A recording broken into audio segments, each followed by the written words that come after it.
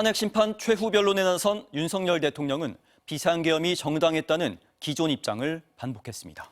이미 거짓으로 드러났거나 핵심 참모들마저 인정하지 않는 주장들을 반복했는데요. 이준범 기자입니다. 탄핵 심판 최후 진술에서도 윤석열 대통령은 비상계엄 선포가 대통령의 헌법상 권한이라며 불법 내란으로 볼 수 없다고 주장했습니다. 비상계엄이라는 것 자체가 불법이라면 계엄법은 왜 있으며 합동참모본부의 계엄과는 왜 존재하겠습니까? 윤 대통령은 당시 상황이 국가 비상사태가 아니라고 단언할 수 있냐고 강변했지만 증인으로 나온 핵심 참모 신원식 국가안보실장조차 이에 동의하지 못했습니다. 일단은 지금 상황에서 비상계엄은 대통령님께서 선택할 수 있는 좋은 정치적 선택이 아니라는 생각만 본능적으로 했습니다. 심지어 윤 대통령 자신도 계엄령의 목적이 대국민 호소였다고 주장해 계엄법을 어겼다고 자백한 셈이 됐습니다.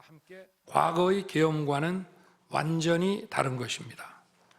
무력으로 국민을 억압하는 계엄이 아니라 계엄의 형식을 빌린 대국민 호소입니다.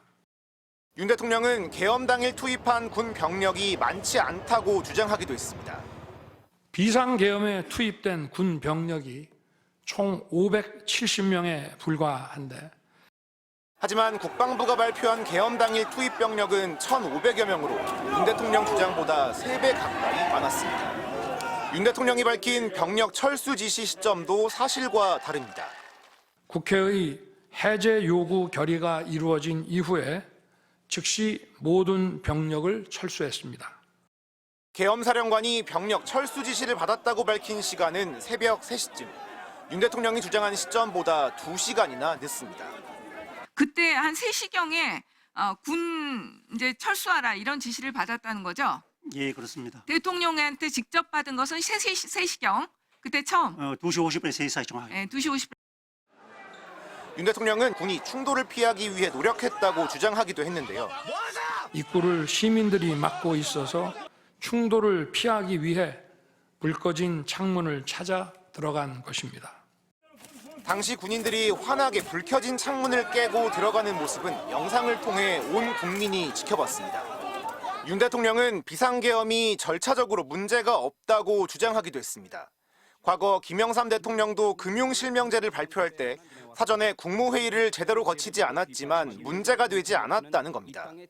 1993년 8월 13일 김영삼 대통령께서 긴급 재정경제 명령으로 금융실명제를 발표했을 때도 국무위원들은 소집 직전까지 발표한다는 사실 자체를 몰랐고 이는 날짜부터 틀린 잘못된 주장입니다.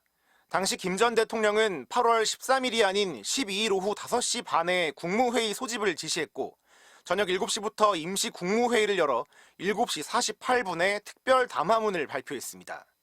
당시 안건은 의안 번호와 함께 국무회의에 정식으로 상정됐으며 의결도 거쳤다는 점에서 아무런 기록도 남아있지 않은 12월 3일 밤 상황과는 완전히 다릅니다. MBC 뉴스 이준범입니다.